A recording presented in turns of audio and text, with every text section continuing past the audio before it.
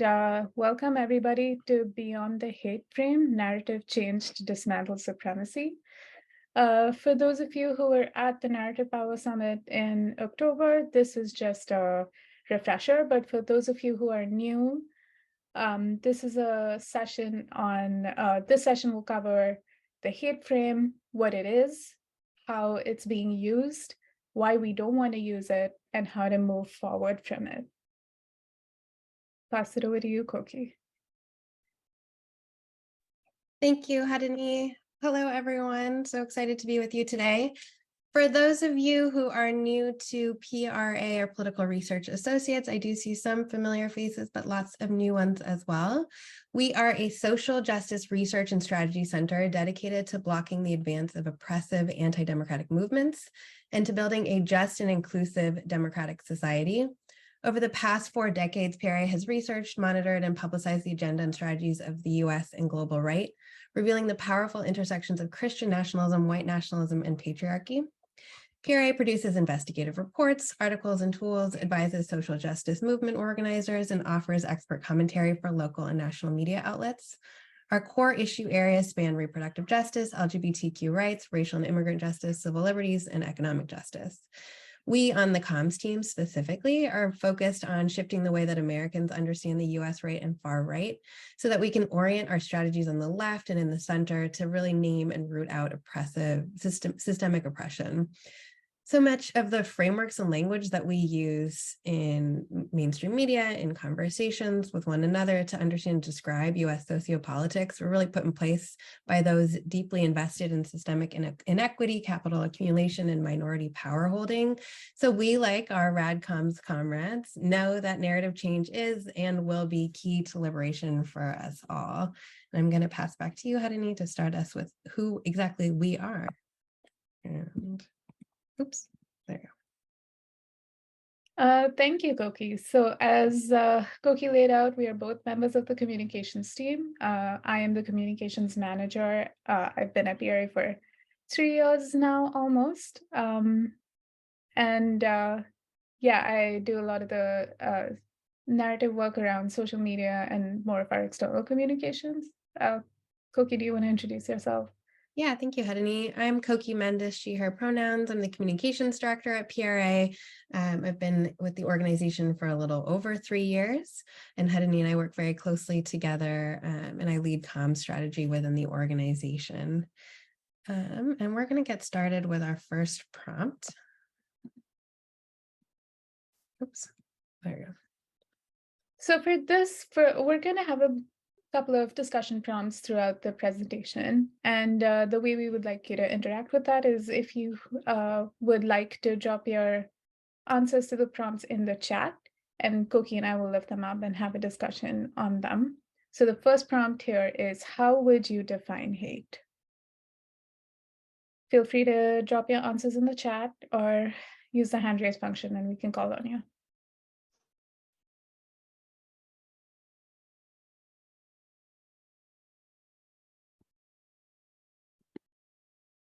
Jessica says an emotional individual response, getting really to the core of the concept, an emotional reaction, pointing to the reactivity of hate.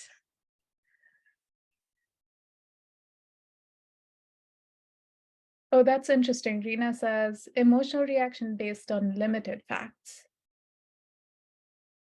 I think Sue hits the nail on the head too as a personal feeling. Crystal clarifies that those feelings are negatives, a strong dislike for something, someone. Similarly, Tyler, on the expression of negative oppressive feelings fueled by unconscious biases and values. Dana says ideology that targets certain groups for denigration and violence. I think that's really interesting. It's, I think we can go on to the next slide, Koki. I think that's a great way to segue into that. So in the report that this narrative framework is based on, Beyond the Hateframe, we define hate as the human capacity to define and then dehumanize or demonize the other, and in process and the process which inform and give expression to that capacity. This definition was drafted by Ken Stern, who's a specialist on anti-Semitism and extremism for the American Jewish community. I think that this is a really great way to encompass what hate is. I would also like to emphasize that hate is a visceral feeling. It's really strong when we do feel it, and it is a easy way to fall back. It's an easy feeling for us to come through. I mean, we hear it quite often. We use the word very unthinkingly as well in our daily lives. Right, and really echoing what we saw in the chat, the reactivity of it, the sort of based on limited facts, based in unconscious biases and values, sort of very simplistic and easy to deploy term. So where does it come from?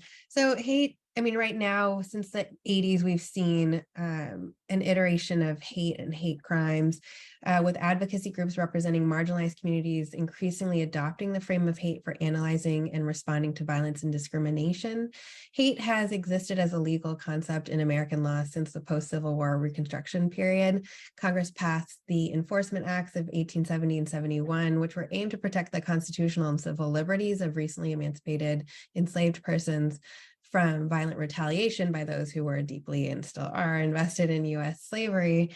But as we all know, these laws did not stop the rise of Jim Crow, segregation, Black voter disenfranchisement in the South, and a long history, continued history today of state and non-state violence. They did, however, create a legal precedent for modern hate crime laws, which were then crystallized during the civil rights movement and then predominate today as the core legal mechanism for policing violence and acted on the basis of protected identity categories. So that's how we got here today. So I'm just going to discuss a little bit about why this is a problem, why labeling something as a hate, whether it's hate crimes or hate groups, why we at PRA are moving away from that. And the main argument of this is that it obscures the systemic power inequities that drives this action. So it obscures power structures by focusing on individual actions rather than looking at the more systemic oppressions that result in violence. And it also fails to identify systemic solutions and bolsters law enforcement, and we'll get into that a little bit later. So what is a hate group or a hate crime? If we could all jump into the chat again and we'll read out answers, or if folks want to raise their hands, we'll lean on Ariana to unmute folks, whatever your preferred medium.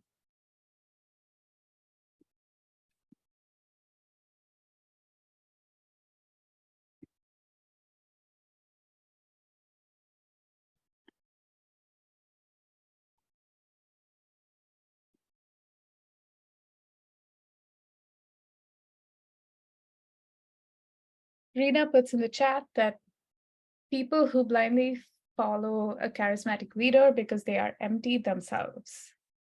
So really looking at what a hate group is. Kirsten adds that groups that uphold and advocate for white supremacy or nationalism. So the political ideologies behind hate groups. I think too, to be officially recognized as a hate group or a hate crime in the US, it has to be targeted towards an already protected group. So that also has to be defined as like a group of people in need of protection in the US. That's exactly right. Can't see who provided that answer, but thank you for chiming in. It's great. Oh, Jessica, thank you. And Dana builds on that, saying that it is harm against someone based on their marginalized or racialized status. So really emphasizing that it needs to be a protected group to begin with. And Stacy adds, groups that assemble in fear and seek to change things through violence. I like that you've added in fear as a sort of like a partner emotion or feeling to hate. So why does the hate framework, why does thinking about things in terms of hate groups, hate crimes, what does it gain for us? Harini? So, as Koki mentioned earlier, it was hate crime legislation was solidified and built upon during the civil rights era. And the reason that it helps us is because it helps us engage in conversations with people who have not thought about violence targeting entire communities, but rather individuals. So a lot of times you'll find in a lot of rhetoric, people talking about how the police are not targeting entire communities of Black and Brown people, but are focused on individual targets. But using the narrative of a hate crime explains that that isn't true. It helps us enter that conversation. And it also helps us document the acts of violence against minority communities. Though I will say that with the caveat that it's not always the case, because we know that a lot of violent crime often gets underreported because of the systemic inequalities that minority communities face, especially in the face of law enforcement. So for the same reasons that we've mentioned, and discussed as a group, right? Hate is an easier to digest concept based in individual reaction and emotion. Because of that, it also allows us an entry point for talking about violence on the basis and harm on the basis of protected identities for folks who are coming from this work with maybe new eyes or are still understanding the systemic context. But why doesn't it work? So this is where PRA is really putting our stake in the sand, to probably get an idiom very wrong. The hate frame, as we've mentioned, really focuses on individuals and groups. And in framing acts of violence as based on individuals, committed by individuals and groups, what it does is it says that these acts of violence are extreme and they are separate from both the mainstream, but also from the structures that underpin the ability for this violence and harm to occur. And it includes, as Harini mentioned, the structural inequities behind so-called hate crimes and hate groups. It expands rather than narrows perceived differences between extreme and mainstream behaviors, right? It's saying that this is that these are the acts of individuals. This is not about what is occurring in our broader society, and that they should be bracketed in our political understanding. And ultimately, it's easier, as we've talked about, this is an easy emotion to lean into. It's easier to blame extremists for violence than challenge unspoken public consensus that permits broader cultures and structures of violence to exist. So when we think about the narratives or the ideology of hate groups, for instance, they're deeply rooted in the US pervasive culture of white supremacy, very active projects of white nationalism, and a very bloody history that it really characterizes this country's history to date, right? But by saying that these are extremists, you're saying that these are separate from what is otherwise very deeply rooted sociopolitical and cultural structures. And Harini put together an awesome flowchart to help us further conceptualize this. Yeah, I'm a big flowchart person. I was trying to write this out, and then I just decided I had to do a flowchart because I just couldn't put it together. But essentially, it sort of ends up being a cycle, in the sense that because we have systemic structures that cause violence against minoritarian communities to begin with, and then when we label that kind of harm or violence as a hate crime rather than addressing the systemic injustice, the only thing that we're doing in that case is increased policing or litigation, or essentially depending on the criminal justice system, because we're seeing it as an individualized problem rather than a systemic problem. And that's only bolstering depending on the criminal justice system, is only bolstering those systemic structures that cause the violence in the first place. So we're essentially stuck in a cycle without actually addressing anything that would eventually solve the problem for us. And we see, as Stacey pointed to, the way in which fear really acts here, or if the reaction to hate and hate crime, hate violence is fear, then the response is increased surveillance, policing, incarceration. So we're going to talk about Georgia today. Interestingly enough, we had a meeting with one of our research analysts, Habiba Farah, who's really leading the Beyond the Hate framework at PRA. This is a body of work that the research team at PRA is doing a lot of deep thinking around the roots of the hate frame, the ways that it operationalizes in our lived reality, the ways that it's deployed by the right and then responded to by the left and the center. And then the comms team, as you're hearing from us today, are really thinking about the ways that hate is deployed as a narrative strategy, and how do we counter it using narrative strategy, narrative change strategy, which is the tools in our toolbox.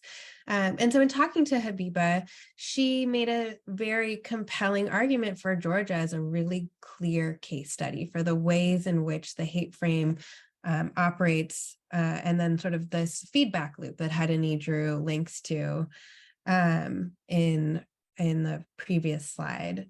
And Sergio, we'll get to your question for sure. So we are starting with the Atlanta shootings in 2021 as a reminder for folks. This is a series of shootings in massage parlors of primarily, if not exclusively, East Asian American victims, and by a single shooter. And then a very strong response, in part with the hashtag Stop Asian Hate, calling these acts hate crimes. This call for responding to hate crimes, qua hate crimes, led to the bolstering of countering violent extremism framework. So CVE, countering violent extremism, we're seeing it again in public discourse around January 6th, but another shorthand is thinking about quote unquote domestic terrorism. And so enabling law enforcement to surveil, police, and ultimately incarcerate so-called domestic terrorists based on suspicions of planning or acting on anti-state terrorist actions. And so by bolstering CVE narratives and resourcing, this led to an increased focus on policing, surveillance, persecution. One of the mechanisms of increasing policing was the creation of Cop City, which is currently under development to curb violent crime. And with the response to Cop City, we've seen a really robust protest movement grow out of opposition to creating increased policing, clear-cutting forest in order to build a training facility to further resource and train police to police an already over-policed, predominantly Black city. We've seen the police murder of one of the protest movement leaders, Tortuguita. He was shot, or they were shot, how many times, Harini? 40 something times by cops. And now in response to that, to the protest movement, we are seeing police arrest protesters using the CVE framework, naming them as domestic terrorists, and using that as a mechanism of squashing the protest movement. So we see in real time how the perpetuation of hate crime as a framework for understanding societal violence has led to increased countering violent extremism resourcing, which is now actually being deployed against, once again, Black and Brown communities, especially those on the front lines of our social justice movements. So we're going to talk about how we could move past this framework. So first, I'm going to talk about how we move past this framework and then focus a little bit on more of on Georgia and the response that we could have done there. So first thing to do is to expand the narrative strategies to focus on supremacist frameworks rather than individual incidents. So I think one of the one of the examples that come to mind in this situation was last year around the Buffalo shootings. President Biden kind of went into, called it a hate crime and that it was extremist in nature and that it was not, and sort of moved towards that incident with that framework. But for PRA, we released a statement essentially calling it a case of white supremacist violence. Specifically taking that incident, the shooter over there was very much propelled by the great replacement narrative, which we know at this point is not extremist in nature at all. If it is getting mentioned on Fox News by Tucker Carlson multiple times a week, that we cannot call that extremist anymore. It's very much entering the mainstream. And so rather than looking at that one incident of violence as here's someone who's extremist in nature, his hate was extreme, that's not the function of the larger system. The approach should have been that that shooting specifically was definitely a manifestation of white supremacy and the narratives that white supremacy provides people, right? Like the great replacement theory is highly racist in itself, and we need to be addressing the white supremacy within our culture rather than looking at individual targets, individual incidents as extremist. We also need to be moving away from advocating for hate crime legislation. I think that hate crime legislation so far we've seen only bolsters law enforcement, the creation of CVE, the way that it's been sort of transformed from Obama's presidency onwards to focus more inward on stopping crime it's only bolstered the criminal justice system. It's only made us kind of dependent on it to protect us from violence, when we know that that's not what happens. Anytime that we're relying on criminal justice frameworks, we know that eventually that reflects badly on Black and brown communities. And we can engage in conversations about how we perpetuate supremacist frameworks and how to dismantle them. And I think that we've done a lot of that work already. Defund the Police was a great example of movement work where we were focusing more on the supremacist narrative of the systemic oppression rather than looking at individual incidents of police violence. And the same thing with how we discuss Trump's presidency as a manifestation of white supremacy rather than looking at it as one particular well-done campaign, but looking at how the support for Trump came specifically from a system of white supremacy.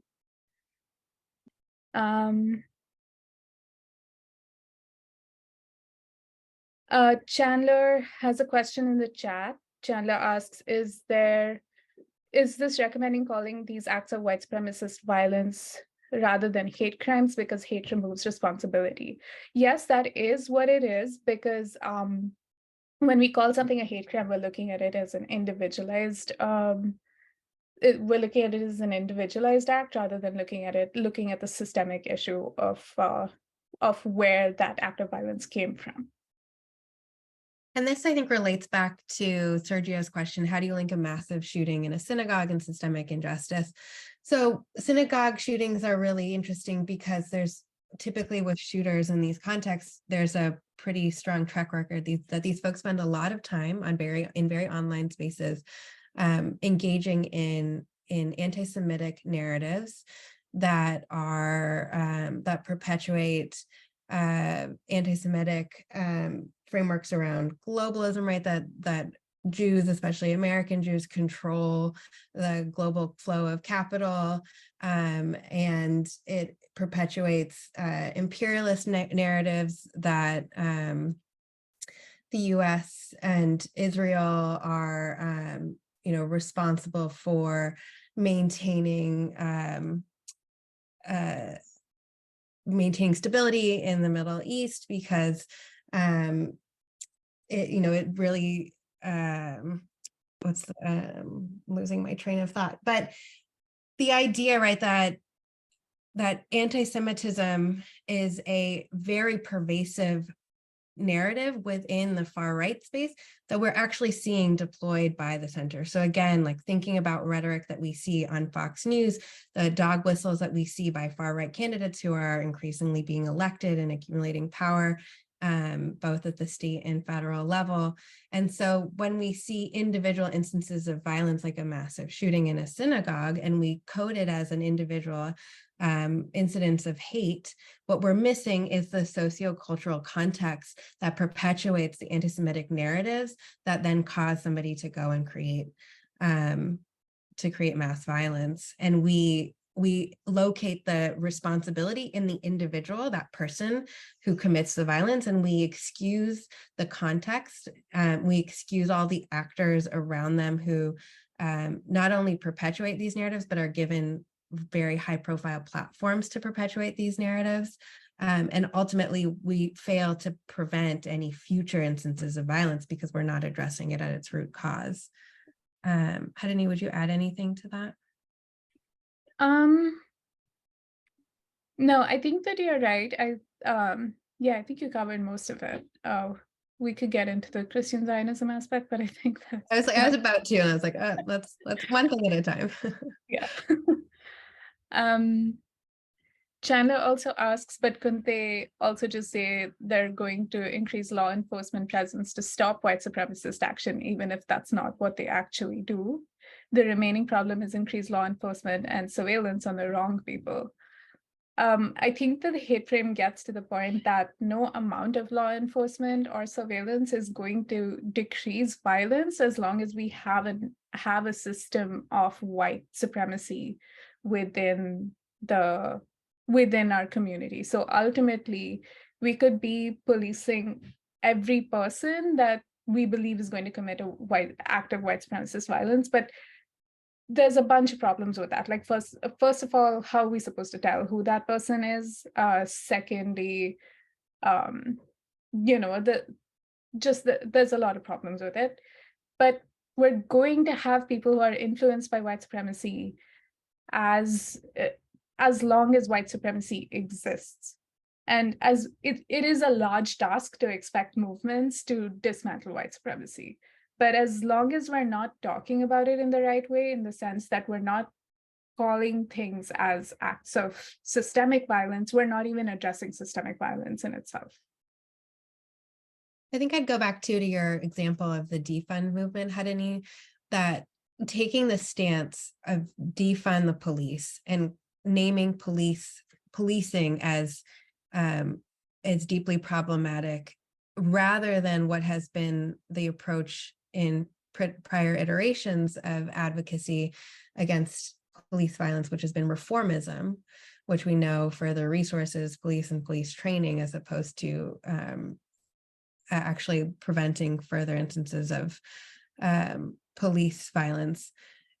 By taking the stance, the ultimate stance of saying we need to defund the police and think of other ways to keep our community safe, that's a huge task.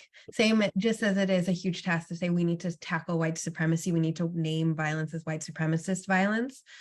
But only by taking that logical step of naming the root cause can we actually make any progress towards dismantling it, even if that progress is slow and difficult. And we had a question around sort of distinguishing between white supremacy and white nationalism, which is a great question. So PRA really distinguishes between white supremacy as the ruling logic of our current moment and white nationalism as a positive political project to further the goals of white supremacy and to encode, enact, and reinforce minority rule by predominantly white folks and folks who are sympathetic to white minority rule. And so we see it as a continuation on a spectrum of political advocacy and a positive political agenda. And so the way we might distinguish is that white supremacy, for instance, the ways in which public education has been systematically under-resourced so that really robust education allowing us to as school children in the United States to really focus on the white supremacist roots of our history and our culture today, allows for the perpetuation of not only sort of a race blindness and understanding our positionality in the world, but then coupled with this sort of pervasive framework that we're embedded in, you have white nationalist political actors who are making very clear claims to creating a white nationalist state, using frameworks like the Great Replacement narrative, calling for action based on a white nationalist political project. And so both sort of manifestations of whiteness and white power contribute to the what we code as hate frames, hate crimes, hate groups, but both are contributing to this environment, and I think our one is just further along in a political project than the other. Harini, would you add anything to that? I did drop our handy definition that we had put up on Instagram ages ago. So yeah, for sure, check that out. And our website has a lot of discussion on that as well. So check that out. Siron in the chat says, I'm wondering how audiences respond to this, because I think part of why orgs rely on extreme language is almost to allow our audience to separate themselves from the act and mobilize and combat it. I wonder what the response would be if we start saying this is white supremacy and we're all a part of this violent system. I get that it's a hard thing to come to terms with, that we are all part of this violent system and that we are all benefiting from it at some point. And I think that it requires that sort of internal conversation as to how are we going. I mean, yes, we are benefiting from the system, but that doesn't mean that we cannot see that it is unjust and that there are tons of people who are not benefiting from the system. And as much as it is a difficult thing to say to people, it is the only way for us, well, not the only way, it is one of the ways for us to move forward with truly dismantling the system, right? Because if we're going to say that I'm not the problem, somebody else is, everybody could say that and we're just never going to get anywhere. I gave this example at the Narrative Power Summit, and I'll say it again. The town that I live in thinks of itself as very liberal. They have Black Lives Matter sign all over the place, but they will call the cops for anything. And the conversation that we need to be having here is, how are you supporting racial justice when you have such a huge amount of reliance on the police? And that's a discussion that we have to have internally as a town and say, what are the systems that we can use to basically not call the police for every little thing. But that does mean that we're upholding the system of white supremacy that in turn, because the town is calling the cops for everything, is bolstering the police department that eventually reflects which eventually hurts Black and brown communities. And that's just a starting point that we have to get into. Yeah, I think it is a reasonable concern to think, how can we mobilize our folks if we are holding ourselves and each other as complicit? I think ultimately we have to decide on what the trade-off is. And so we know that by perpetuating narratives around extremism and hate, we resource the police, which leads to increased police surveillance and violence, increased incarceration, predominantly of Black, brown, poor communities. And so again, like hate and extremism are easy terms to digest, to deploy, to mobilize along, but there is that comes at a cost. That comes at a cost that we are understanding really acutely now in this moment. And this is, I think, our moment to act and choose the difficult path forward so that we can live our values, and we can say, if we are deeply concerned about state violence against minoritarian communities, then we need to commit to using narrative frameworks that continuously put them on their back feet, right? That continuously hold them accountable for the violence of our system, even if that's a harder argument to make, even if that requires more door knocking and more hard conversations with folks in the movement and folks that we're trying to bring into the movement. Then sort of like a hashtag is deeply powerful in turning people out. But if that hashtag results in increased police budgets, are we succeeding? Like, are we reaching our goal? Are we moving towards our goals, let alone reaching them? So I think it's one of the reasons why Harini and I in particular, and the organization is so committed to moving beyond the hate frame, is that we understand why it is the predominant narrative. We understand its utility, and we know we have very clear evidence that it is increasing entrenched violence, systems of violence. And so we have to pivot, and we have to be willing to do the hard work of pivoting.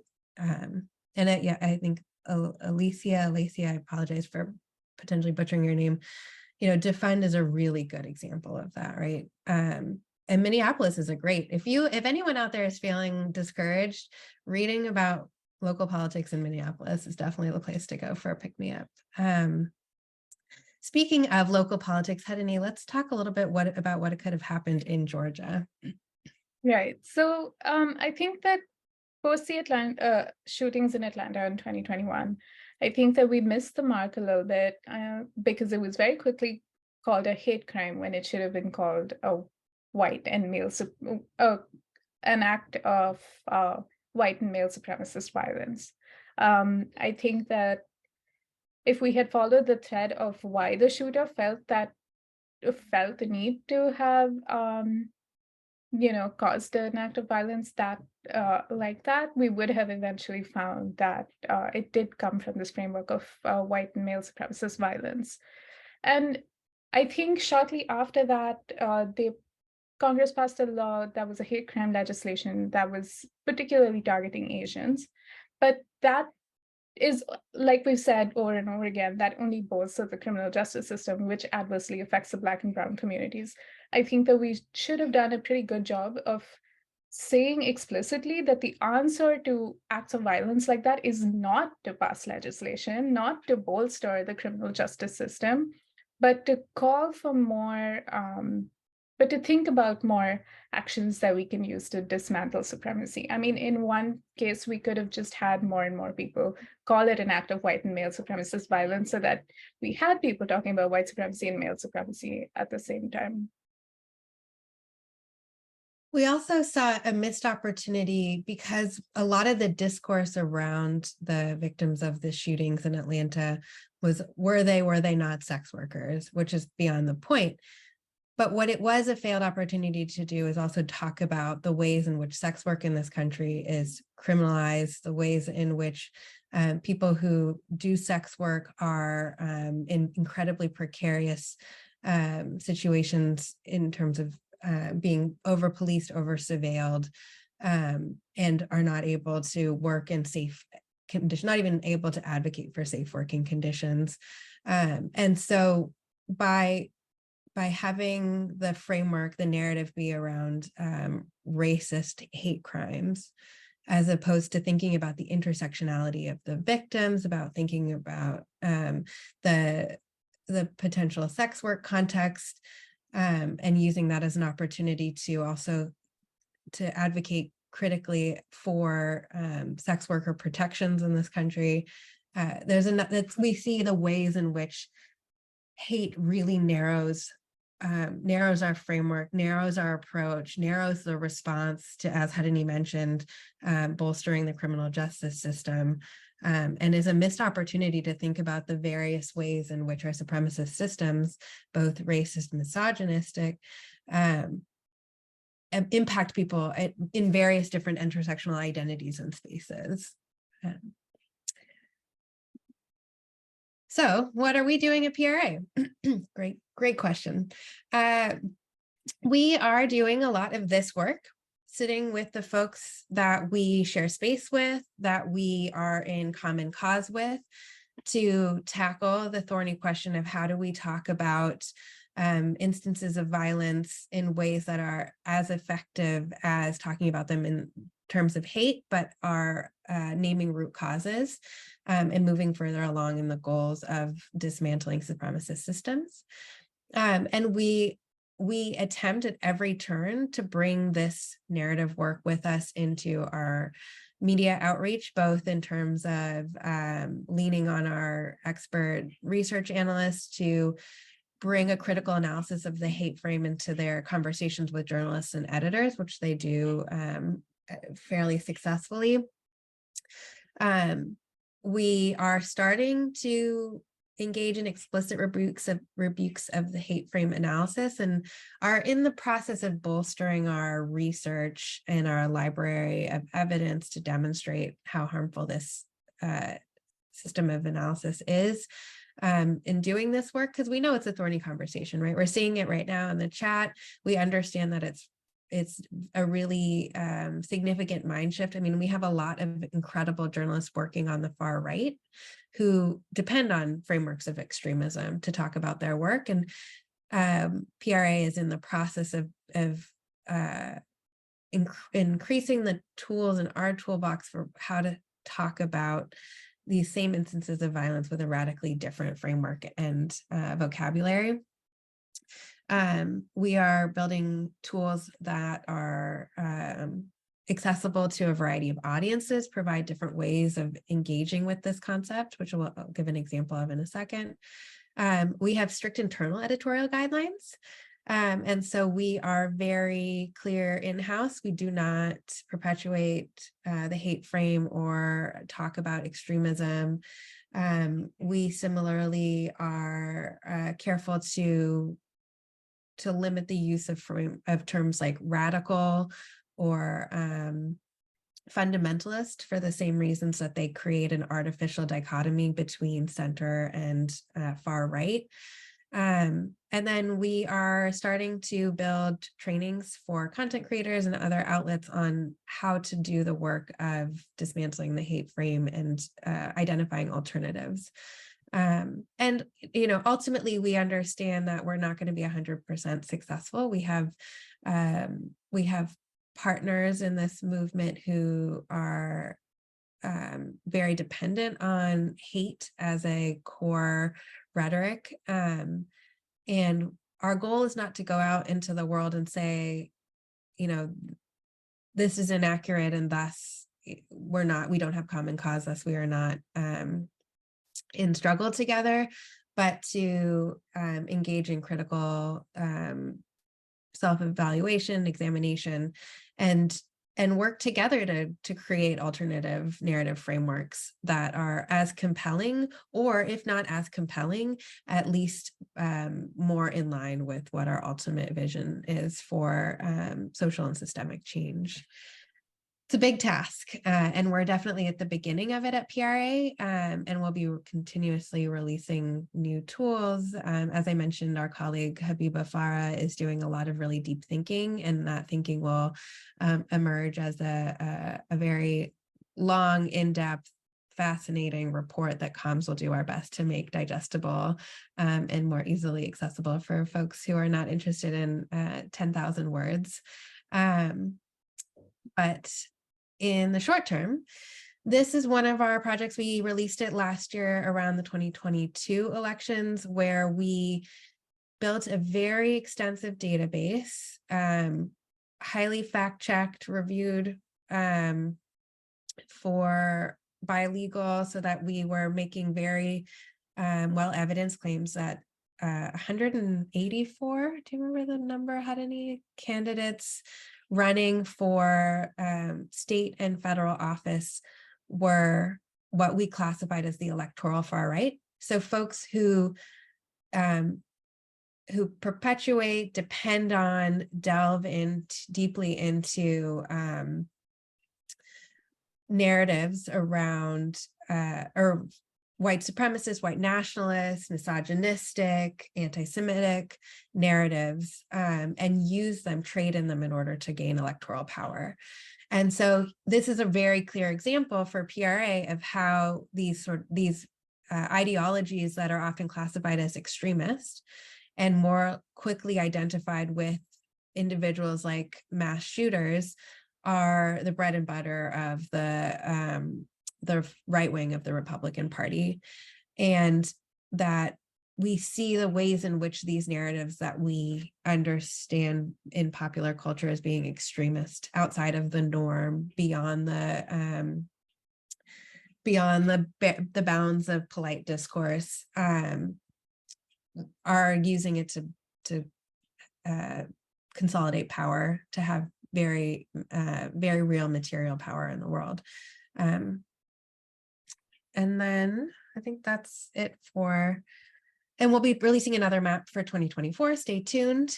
PRA is also setting up a C4 so that we can work much more closely with our movement partners on tying together the far right and highlighting sort of the ways in which the far right and far right ideologies are being deployed in the electoral realm. And our final discussion prompt in this presentation is, what other strategies can we use to dismantle the hate frame? We had a suggestion in the chat already to do message testing. And yeah, I mean, I think we should look into that, Koki. Yes, absolutely. Probably we're not at the point of doing message testing because we haven't figured out what the magic formula is yet. We are confident that there is one. And we know that we will certainly need to test it. We'll need to provide narrative guides and provide a model within the movement on how to talk about, how to move beyond the hate frame in the ways that we talk about social instances of violence. Any other thoughts? Feel free to come off mute or drop them in the chat. We've got 8 minutes here. And PRA is always excited to do this thinking with our comrades.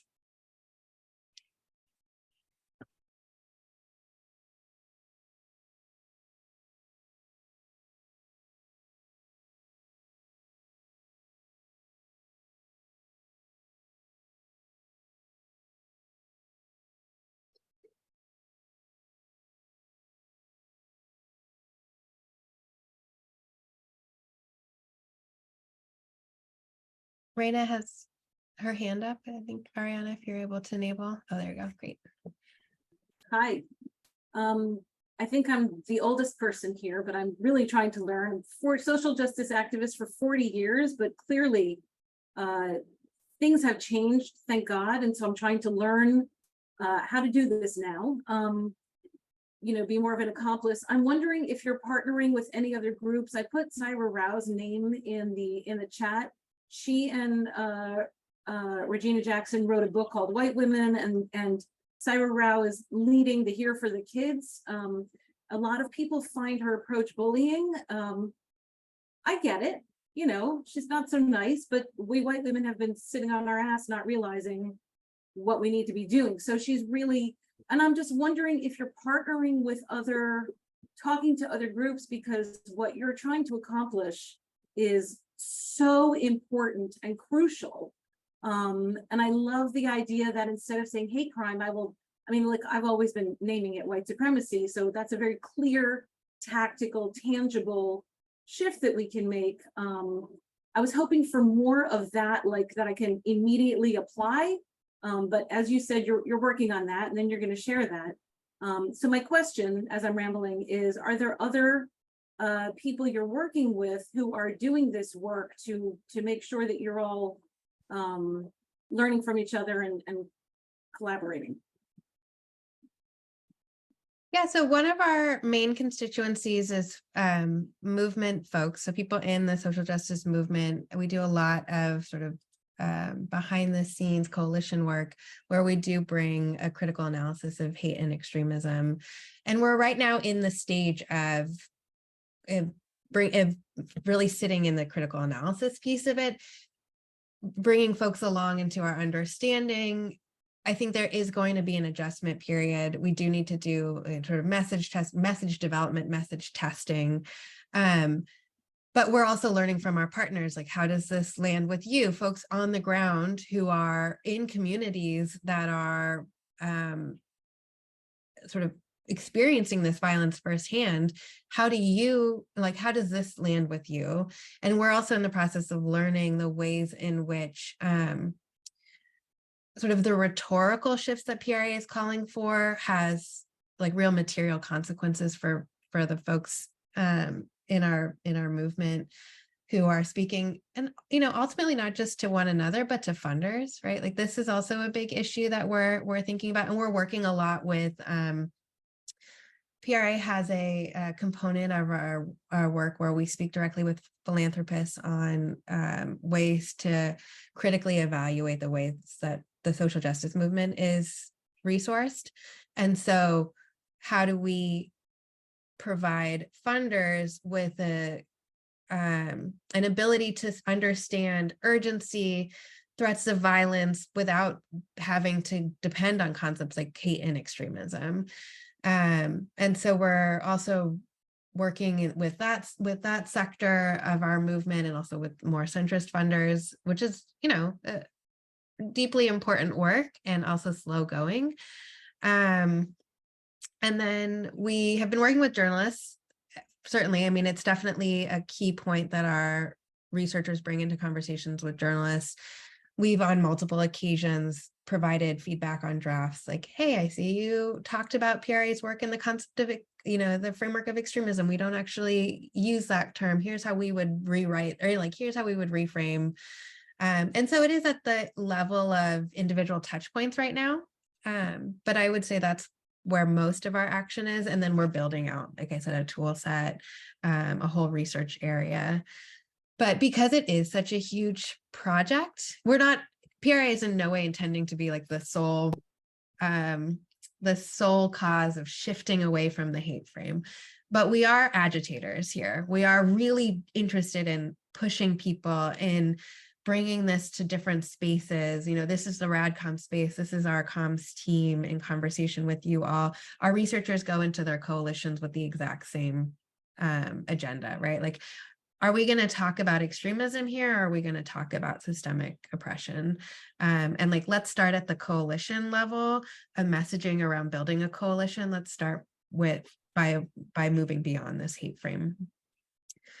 Go ahead. Oh. I'm just going to step in really quickly. It looks like, since we're coming up on time, I would love to address Rachel's question and Kristen's in the chat. And while we're doing that, I'm going to drop a survey in the chat as well. This is so helpful for RadComs. We have rad sessions every month, and it's always great to hear from the people who attend about your experience. So I'm going to drop this. It only takes a couple of minutes, but we really value your feedback, and I'll turn it back to Koki and Harini for addressing Rachel's question. Harini, do you want to tackle this one? Yeah, thanks, Ariana. So Rachel says, I'm curious about when to draw a line around humanizing a perpetrator of violence by examining the systems that drive them. I feel like so often we are told not to focus on perpetrator stories.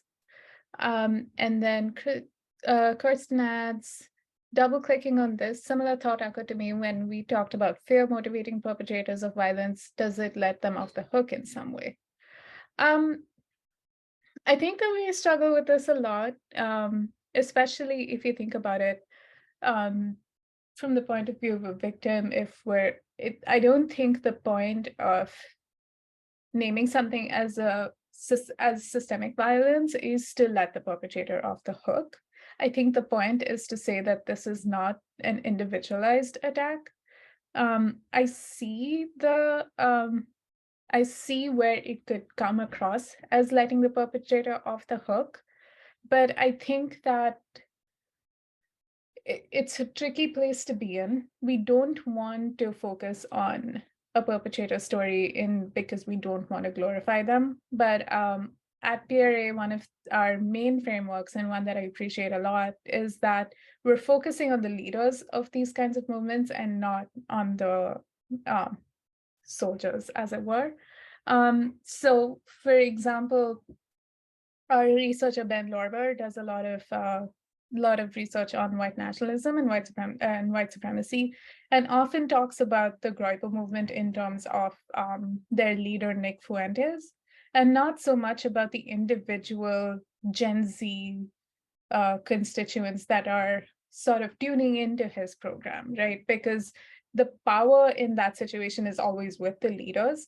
And I think in situations of mass violence, as much as it is a good practice to not glorify the shooter, who is often glorified in right-wing circles who sort of subscribe to that ideology, it cannot be that we just ignore the systemic issue in order to just hold one individual accountable, if that makes sense.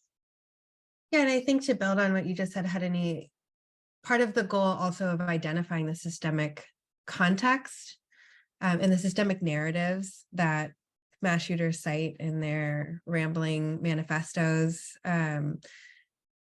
is to say there's a root cause, and that by addressing that root cause, we prevent further instances of violence.